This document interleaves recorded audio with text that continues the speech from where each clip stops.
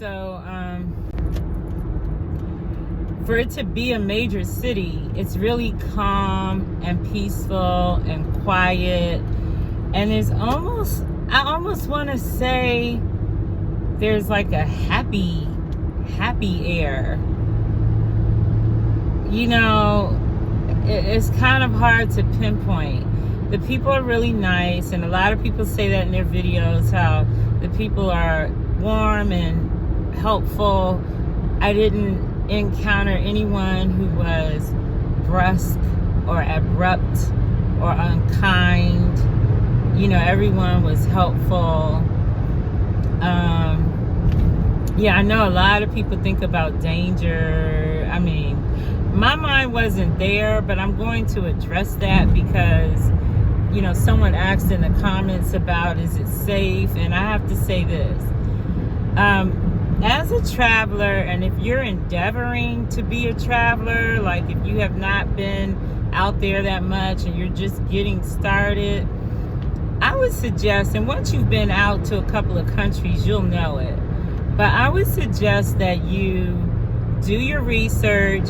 Watch out, vehicle on shoulder ahead. Oh my gosh, she's still talking. I've been traveling since before YouTube. However, now there is YouTube, so there's no excuse. When I did it before YouTube, I would get like a travel book, a travel guide. You can order it off of Amazon, and it'll have all the details. Like that's how I researched for Cairo. I really went in researching for Cairo, and this was in a time where YouTube existed. This was 2010. But I didn't use YouTube. I really wasn't that familiar with it back then, and that was not where I would go for research. So I was like online, and I got books, and I think I finally read, I don't know where I read it, but there was a woman who traveled solo. I forgot why she was there, but her take, every once in a while, you'll find that person who really breaks it down in a way that you can trust and respect. Because a lot of people, like again, most people are posting pretty videos, and nothing against them, okay? Because my video is me with crap in my car. So I'm not putting anything against them, but my goal is to give information. My goal is to give information that's helpful. So my first impressions of Mexico City was that it was just calm. You don't hear horns honking and sirens going, and everything's like laid back, like super chill. But not in a laid back like the Caribbean way. You know, not like that. It's just everyone is relaxed. There doesn't feel like there's stress and pressure in any way. You know, it's just relaxed. I didn't see, you know, you just think back to, sometimes I'm almost glad I waited a couple weeks, because if you think back to a time, I'm like, I don't recall even hearing any harsh words between anybody. You know, like again, a major city, you may hear an argument with a couple, or you know, someone disagreeing over a price in the market or something like that. Nothing like that. Very, very calm and peaceful, like a serene calm. So that's what I think about Mexico City. That's what was most outstanding. And it is very green, and it is very pretty. So it's like this urban environment. I guess LA might be a place, but LA doesn't feel that way to me. But Mexico is just like blooming trees everywhere kind of thing.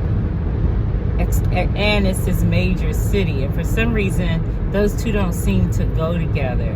But in terms of the danger, getting back to that, you know, if you go, I mean, I remember when I kind of started traveling as an adult. I traveled as a child all over the place. Then I had some years of no travel during college, and you know, and then once I became an adult and could do it, I started traveling again. And I remember I went to Puerto Rico, and that was like my little thing then, go to Puerto Rico. Not because it just was affordable and I loved it, and I could go do a 3-4 day weekend. And so, but I would, the first time, I guess I was looking at the weather and I was looking at all this stuff, and it's like, oh, it's gonna rain. Rain is predicted. Well, I mean, it's a tropical island. Like, there's a rainforest there. So, like, rain is kind of common, and and then it goes away, and you have your hot, ready beach, hot day like any other time, And so I think all that reading beforehand, just be careful where you read. That's what I'm trying to say. So for the people who are concerned about danger, cartel, this and that, I can't say, I guess I did my research, and what my research told me was, this is a major city like any other major city. Sure, there's possibly and most likely crime, because that comes with the territory. But if you exert the same prudence that you would exert in New York City or Chicago or an American city, watch your back, watch your purse, don't talk to strangers, whatever, stay in well-lit places, you're good. There was one night when I went out, I was looking for something, and I was like going place to place and store to store, and it was getting kind of late. It was kind of close to maybe 11 o'clock, and I ended up getting turned around and didn't know where I was. I was walking with my GPS on my phone, and I was talking on the phone. And afterward, I was glad I was talking on the phone, because just in case, because it started getting late, and I was like, I'm kind of lost.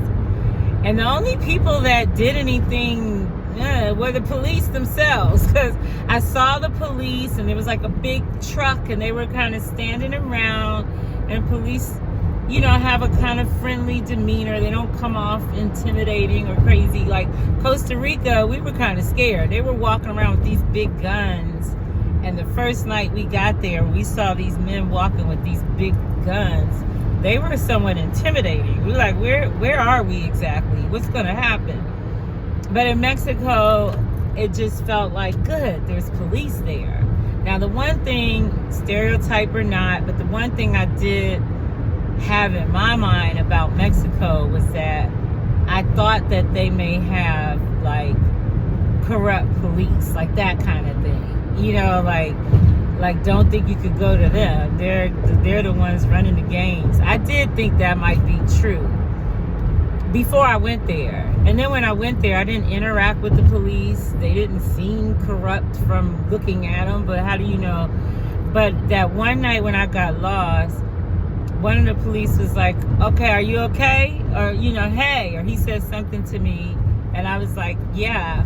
And it just felt like he's the one to be worried about. You know what I mean? Something about the interaction felt more like, not like American police. That's a unique animal where we live. If you're in the States, and they're just beating up black people and, killing us and calling it suicide. I mean, that is a little different. But something about him seemed like he's the type that might, I don't know, but that's the only moment in the whole trip where I was like, okay. And I just ended up going to a bus stop, sat down, and just called the Uber. And the Uber was probably half a block from my Airbnb, but I didn't care. I just didn't want to be walking. I didn't want people to know there's a foreigner walking around lost in case. So yeah, and other than that, there's free things there. There's that Musea Sumaya, Everyone talks about the museums. I didn't go to the Frida Kahlo Museum. I did go to Museo Sumaya because it was free and pretty and something to take a picture of. I went into the Angel of Independence, like the circle. There's a big circle and there's an angel in the middle, and I guess it's just one of those things that people are used to seeing when they see Mexico City. We went to the pyramids. We caught an Uber out there. The guidance I was given is that you can go for really cheap by catching a bus. But I just paid the Uber. The reason I paid the Uber is, even though I'm a budget traveler, I'm not cheap. So if I just feel like I don't feel like the hassle and this Uber is going to be $30, I'm just paying for the Uber. But I'm a budget traveler in that I know a way to do it cheaper. I make that decision in the place. So in this case, because my son was there and he was only there for a limited time, I just figured instead of us trying to figure out risking, you always have to factor in, okay, we may get lost, we may get turned around, they may need only cash, we may, you have to factor in all those things when you're traveling. You have to think about all the little mishaps and be prepared for them. Basic stuff like keep a charger, have a portable charger, wherever you go and you find a plug your phone in. But anyway, so we caught the Uber to the pyramids, and I think it also gave us a nice view just to kind of see the city and see it at a distance. And then he drops you there at the front of the pyramids, Teotihuacan, I don't know how to say it. And at the pyramids, is it free? I think maybe I did have to pay for a ticket there, but it was really inexpensive. I can't remember right now, but I recall stopping and paying. And here's the thing. So one of the things I do, I'm big on shopping. Even though what I shop for is little, like this is what I brought back. I got a few of these. It's little stuff, but this was cute. It's leather. It's a little coin bag. It has the Aztec guy, Mayan. I don't know who that is, but that's on a lot of stuff. So I may just buy little things, but that's what I like to do. I like to have my little things from all over the world in my house, and and I've always been that way since I was a child. So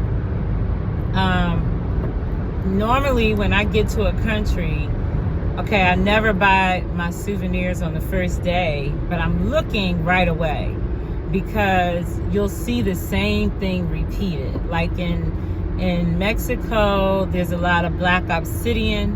If you're into crystals, they have a lot of black obsidian, and they have these discs that are, like this big. Some of them are bigger, and you can put it up to your eye and you can look directly at the sun without it hurting. Like the sun, you can see the sun, but and they have little pyramids made of those and other little things. Got a lot of that. And so normally I look and I price it out ahead of time. I mean, like on my first day, but I'm not buying anything until the last day. However, when you're traveling, you can't always get back to everything. So if it's something that I absolutely love and it's a good price and, whatever, I'm going to buy it on the spot. But most things, I take a look, and then you'll find whatever you see, you're going to see it repeated in all these different places. It'll be at the airport, not usually the airport, their stuff is different, but it'll be like in the hotel or close to where you stay. It'll be in like the downtown or where the street vendors are. And then there'll be some kind of more obscure place. And their souvenirs will be the exact same souvenirs, but maybe a little cheaper.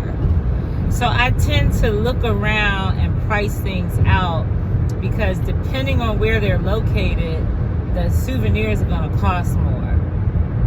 And it'll be the same thing that somebody else has for super cheap. So, but here in Mexico, and I taught my son that, but at the pyramids, shockingly, so any place where there's lots of tourists and it's a tourist attraction, normally that is where it's going to be higher price. So when we were at the pyramid, and we're like our first day in, I'm like, don't buy anything here, son. You know, this is going to be like the tourist trap prices. Watch out, vehicle on shoulder ahead. Just check it out and figure out what you want, and I'll buy it. Even because he was only staying like one day, so he was going back. But I'm like, I'll buy it. I'll buy whatever. Well, when I ended up shopping and going around later, the pyramid prices were good. The pyramid souvenirs were good quality, and their prices were good.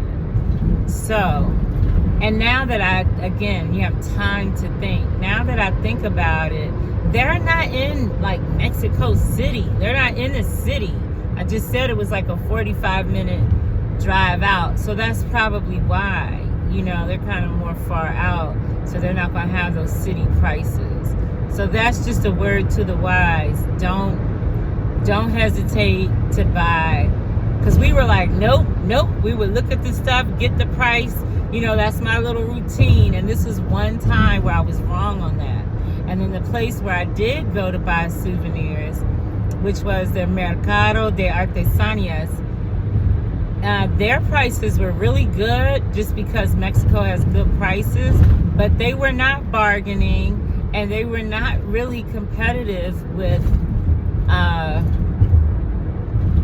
the pyramid prices. Like at the pyramid, the pyramid had better prices than Mercado de Artesanias. However, Mercado de Artesanias is huge, okay? So it's just rows and rows and rows and rows, and shops and shops and shops and shops, and you're definitely going to get lost in there. I definitely found something that I really wanted to buy, but never could find the shop when I came back. I went to that market 3 times. That's where I got this, and my ring I got there, and a couple other, little things. But they have really good prices, and you could just, for a person who likes to shop, you could stay in there all day long. You really could. So, yeah, that's what we did. So we did the pyramids, and, they're kind of stretched out, and no, I didn't get a tour guide. But my son was basically a tour guide. He seemed to know all about the history and everything, which I found amazing. And again, it's about budget or not, and what's important to you or not. So I noticed that a lot of people in the travel groups, they're like, they get a tour, they get an Airbnb experience. I don't do all of that. But again, I like quantity over quality, if that makes sense. I'd rather visit more places and save my pennies and just go see it on my own than have a whole tour and a whole tour guide and have to tip them too.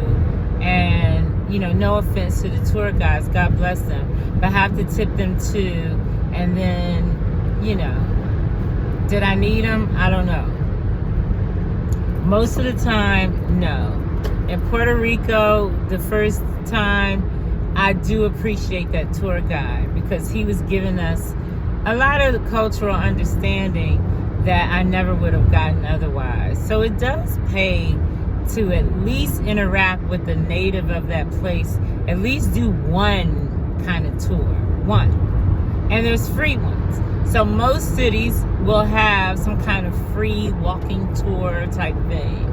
I just did one in St. Petersburg. An African American tour. In New Orleans, they had all kinds of free walking tours, and we chose the cemetery tour. And in Mexico City, they have free walking tours too.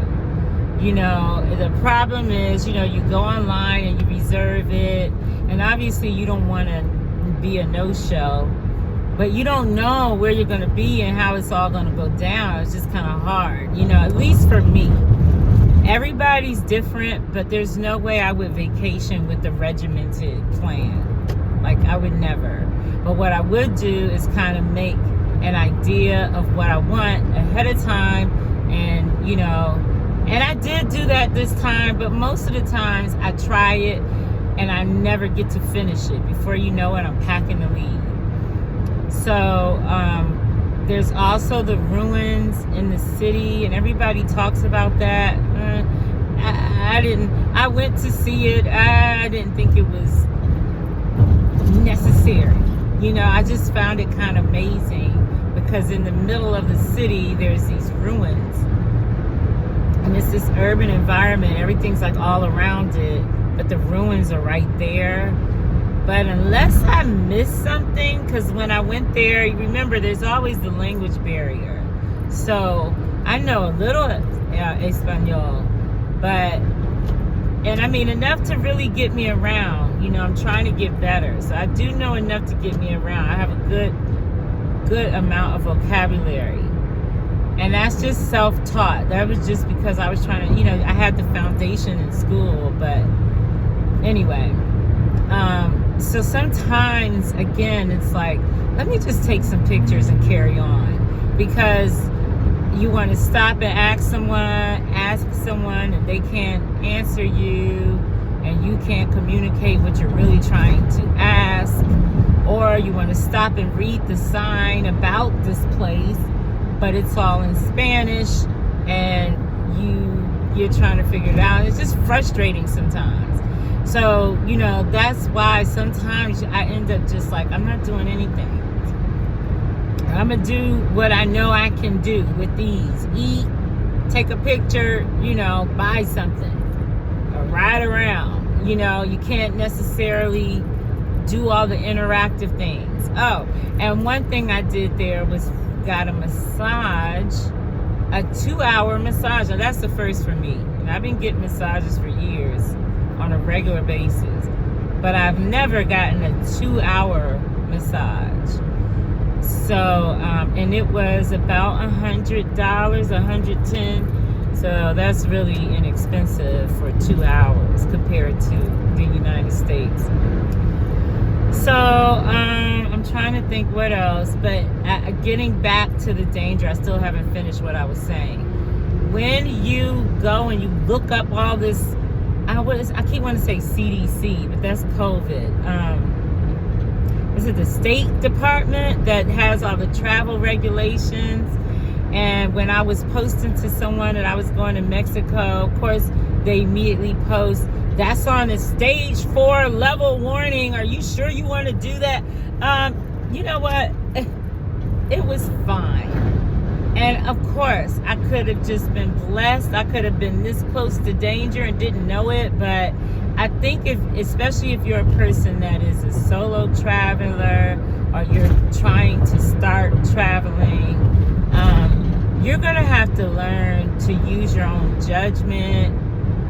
You're going to have to learn to sharpen your own intuition and your ability to kind of feel things out. You know, sometimes you even need to practice it when you're at home. Like, literally practice paying attention, watching what's going on. Because that's all it really takes. But it all depends on, some people think that they're hip, they're street smart, and they're not. So you really have to assess yourself, or ask a couple friends. You think I'm a little naive? Because your friends could probably tell you if you're naive or not. Because I definitely have traveled with people where I'm like, did you really just do that? You can't tell people you're alone, you're staying alone. It has to roll off your tongue like nothing. Like, yeah, let me go back. My husband's probably gonna be looking for me. Like, you really have to be smooth with that thing, you know, or you could get yourself in some mess. But at least for me, there was never once a time of danger or uncomfortability. Like I said, the people are nonchalant. So all the Uber drivers, I think I talked to one. Most of them don't speak English, but they were not trying to like kick it with me. They were, you know how some places people are talking and doing the most. They're like, okay, get in, all right, and then they're riding. So it's a city like that. It's like a major city where if you interact with the person, they're nice, they're warm. But if you don't, you know, another example, our Uber took us to the wrong place. So I still don't know whose fault that was, but I thought I put the address in, but maybe I saw, you know, it's one of those things where certain cities will have the same name over and over for different streets, different areas. So I thought it was taking me one place and it took me to another place. And we literally got out of the car, and it was a more rural part of this. It wasn't rural, but it's more of a residential, not the poshy part I was staying in, part of the city. And it's a little rougher in terms of just the look of the streets and the homes and stuff. And we literally walked into a home. Like we walked into, I guess it's like what you call kind of like a duplex, but when you walk in, it looked just like Cuba apartments, where you walk in and it's like open. It's like you're almost walking in a house, but people live in the different places, and it's concrete steps, and you know, and so we're up in these people's place, complete strangers and new to the city and know nothing. And but the point I'm making here is, one, that could have been very dangerous if all this, you know, cartel and stuff, you know, we could have been in there.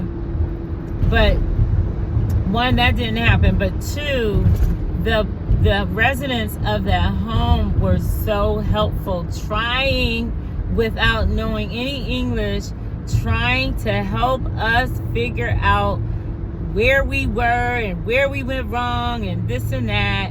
Even my Airbnb host, when we called him like, hey, you know, we're at the wrong place, what's going on? And he was like, you guys are like 45 minutes away, you know, and I will come and get you.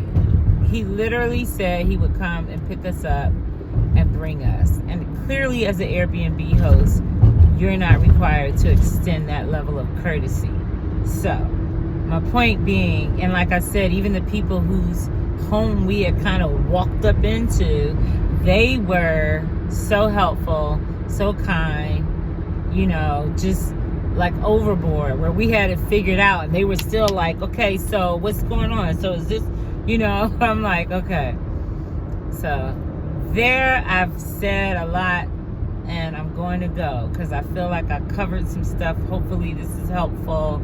I don't know who is out there watching, if anybody, but I'm just posting, and eventually I'll kind of get it more organized. But right now, I'll travel, I'll come back, I'll give you the before, the during, and now here's some after.